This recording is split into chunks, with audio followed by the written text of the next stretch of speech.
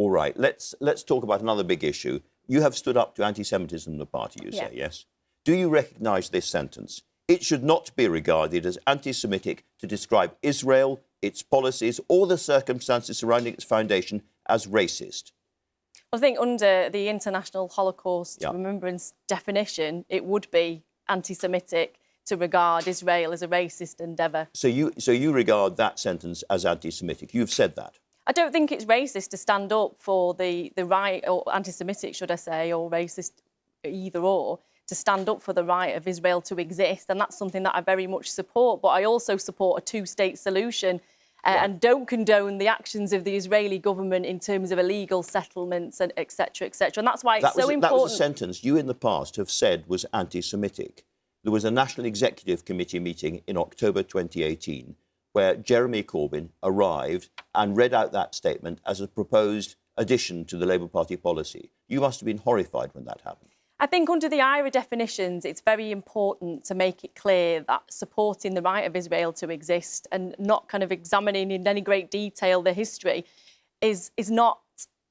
It's incompatible with the definition of anti-Semitism, quite frankly, and we need to be very careful on that. But that doesn't discriminate against... I'm sorry to interrupt, but when you heard that statement made by Jeremy Corbyn, which you have described as anti-Semitic, did you speak out against it at the time? Well, I don't remember the incident itself. It was mentioned to me at a meeting the other night, and I don't recall it, if I'm honest. Meeting? Well, I don't recall that statement being made, but I'm very clear on us not questioning the right of Israel to exist and certainly not saying that in any way it's a racist endeavour. I'm clear on that, Andrew. This happens at the moment when the anti-Semitism row is at its height in the Labour Party. You're at an NEC meeting, your leader arrives and reads out a statement which you regard as anti-Semitic, and you can't remember that. And, well, I'm being clear on what my view on this is, Andrew.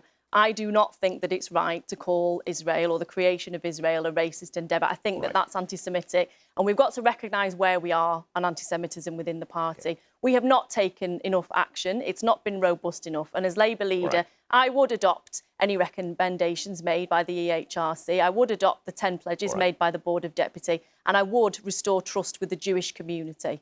Rebecca Long-Bailey, thanks very much indeed for talking to us today. Thanks to all my guests this morning. We leave you now with music from the young man who critics say is the finest pianist of his generation.